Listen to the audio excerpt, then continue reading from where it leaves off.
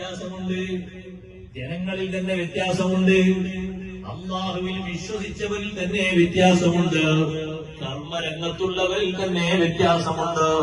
എല്ലാവരും ഒരുപോലെയല്ല. ഇമാം ഖുശൈരി റളിയല്ലാഹു അൻഹു വിശദമായി പറഞ്ഞില്ലേ അതിന്റെ തഫ്സീർ?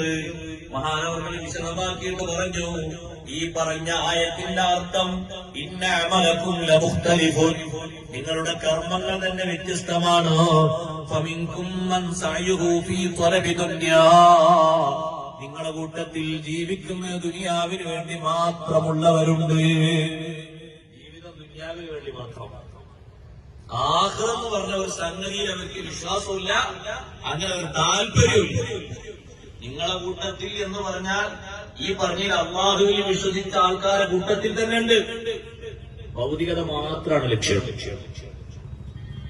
പേരുകൊണ്ട് മാത്രം അവനൊരു മുസ്ലിമാണ്, വേറൊന്നുമില്ല. പേരുകൊണ്ട് മാത്രം മുസ്ലിമാണ്. വിശ്വാസം കൊണ്ടും അവൻ ആ രൂപത്തിലല്ല, കർമ്മം കൊണ്ടും ആ രൂപത്തിലല്ല.